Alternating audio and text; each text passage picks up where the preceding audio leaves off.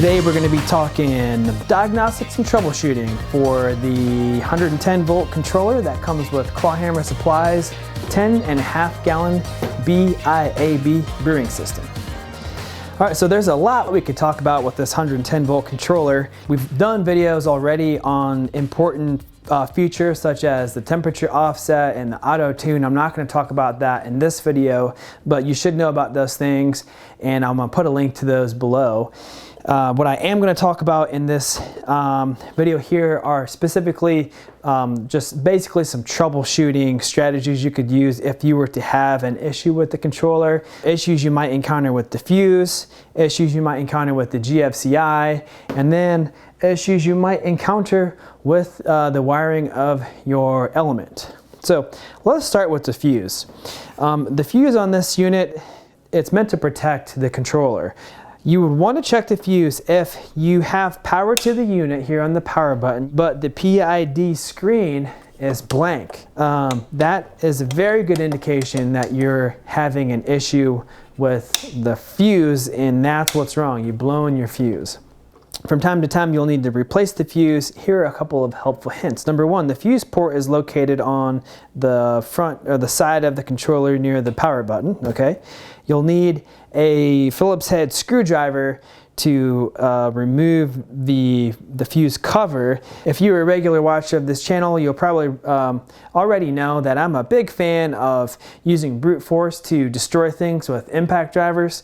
I'm not going to do that with the controller here because this fuse housing is actually pretty delicate. So you're definitely going to want to use a screwdriver for this. We've gone through several iterations of this fuse holder design here, and the one we've landed on, it still is like the most expensive one we can find. It's still not as durable as we want it to be, so it's somewhat delicate. You want to use a fairly large Phillips head screwdriver. Don't use a small one. It's easy to break this thing. So I'm going to apply a lot of pressure, and I'm going to attempt to undo this guy. So I guess the first thing I will note is that we have extra fuse housing parts. If you ever encounter an issue with your fuse holder, let us know and we will replace the part for you. All right, so where do you get a fuse? Well, you can either order one online, but you're probably not going to want to do that if you've discovered that your fuse is bad during the middle of a brew day. Typically, you go down to the hardware store, and your best bet is going to be like an Ace Hardware, which will have something along the lines of a microwave fuse or something like that. In an ideal world, you'll get a ceramic fuse that's 20 amps, slow blow, and is 6 millimeters by 30 millimeters. If you can't find that, something that looks just like this that's made for microwaves, that's at least 15 amps up to 20 amps will work in this unit. What we've discovered is that the non-ceramic fuses can sometimes get so hot when they blow that they can actually fuse themselves to the fuse holder. So we've moved on to now all ceramic fuses in our current controllers. This is something I would actually recommend. If you have a controller now and it was you bought this controller, this system from us a couple years ago, you probably likely have one of these types of old fuses in your system. I would probably just proactively, if I were you, take that out and get yourself a ceramic fuse. I will put a link to the fuse that I would recommend down below. So we're going to pop the new fuse in here. We're going to put this on, and again, I'm not going to use an impact driver to screw this thing back in. I am going to use a Phillips head screwdriver, and I'm not going to get crazy with the pressure either. I'm just going to kind of snug it up, and that's going to be good. All right, so that's issue number one you might encounter. The second issue you might have with the controller is that the controller might turn on, okay? But as soon as you hit the pump or the heat button, the GFCI trips. That is a strong indicator that you have some sort of wiring problem with either the pump or the element in your system. So if it's the pump, it probably likely means your pump is clogged. You'll need to take the pump apart and clear the debris. We've already done a video on that and I'll link it below.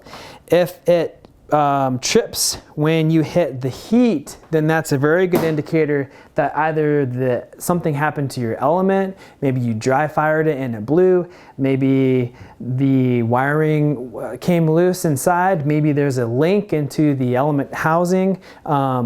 One of those things has happened and it's causing the element to short circuit and the GFCI is tripping. So at that point, you're going to want to depower the entire system, unplug it, take the element apart and see what's going on there. The last thing that could potentially happen is that as soon as you plug the GFCI in, it wants to trip immediately. So, you know, your controller is not even on. You're not going to be able to get the GFCI to reset. And we have had this happen a few times. Again, it's just like we don't make everything with this controller here. You know, we don't manufacture GFCIs, but we have found what we think is the best, most reliable GFCI we can get, and still sometimes out of the box these things are bad. So if you have an issue with that, that's the deal. You can either call us, we'll send you a new GFCI, or you can also find a GFCI on Amazon. These things are super easy to replace. You literally just unscrew them or cut the cord depending on which style of GFCI you have, and then you can put a new one on.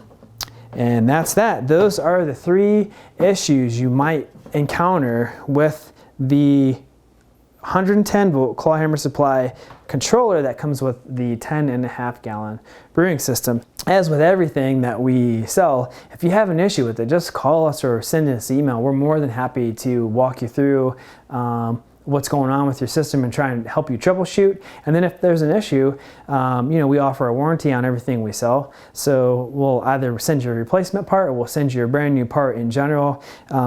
The best ways to not reach us are like on Twitter or on Reddit or on, I don't know, some like random, like in the comment section of a blog post on our site.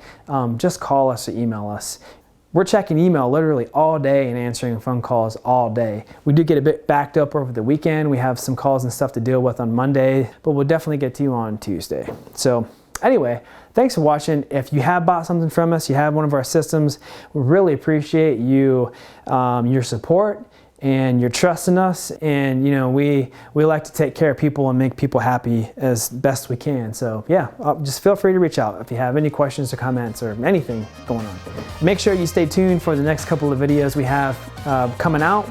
Some of the best, most exciting, funniest stuff we've put together yet. So looking forward to that stuff. Really excited.